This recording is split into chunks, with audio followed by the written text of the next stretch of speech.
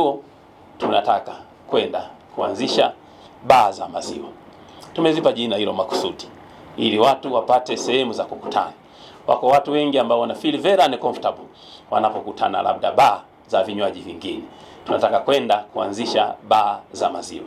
Ili baa za maziwa zitusaidie sisi wengine wala ambao huenda tunaona kwamba kukaa kwenye zile baa za vinywaji vingine huenda ikawa changamoto. Kwa hiyo tunatamani tuwe tunakutana katika maeneo hayo. Tutayaita baa za maziwa. Liko neno lingine tutaziita pia milk zones. Tutumie fursa hiyo kuhakikisha kwamba sekta ina grow. Mgeni rasmi, watu wanayadharau. Ni kosa kubwa kudharau maziwa.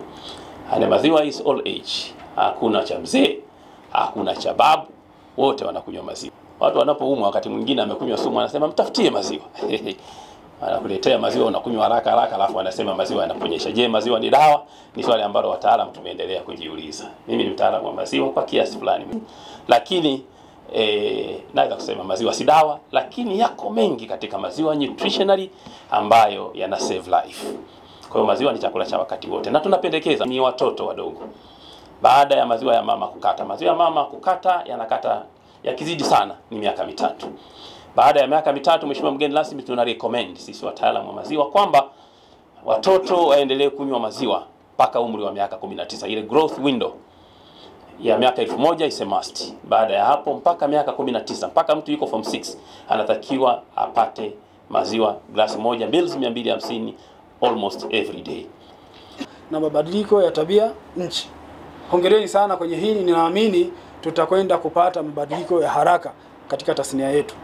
Naamini utekelezaji wa shughuli zetu utaongezeka pia kwa sababu yako majukumu ambayo yamebebwa sasa na mradi. Kwa hiyo zile changamoto ndogo ndogo ambazo tumekuwa tukikumbana nazo za kukosa fedha za kutekeleza majukumu yetu zitaenda kutatuliwa kwa namna moja au nyingine na mradi ule, kwa sababu umebeba baadhi ya majukumu yatatekelezwa ndani ya mradi.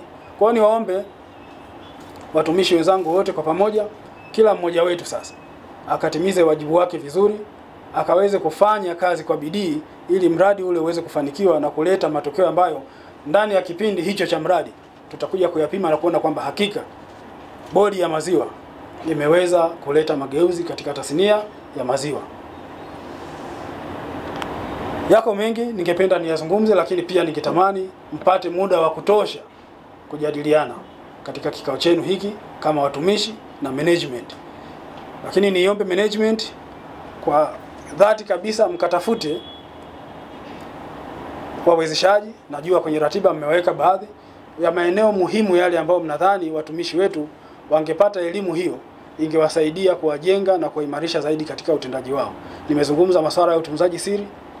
Ni vizuri pia tukapata facilitators wa eneo hilo ambao wamebobea kwenye eneo hilo wakatujengea uwezo katika eneo hilo la utunzaji wa taarifa na siri za serikali, ili tukitoka hapa tuwe watumishi wapya, tuwe watumishi ambao tayari tumeshaanza kuimba mageuzi, tukaweze kufanya kazi zetu kwa weledi na uadilifu zaidi.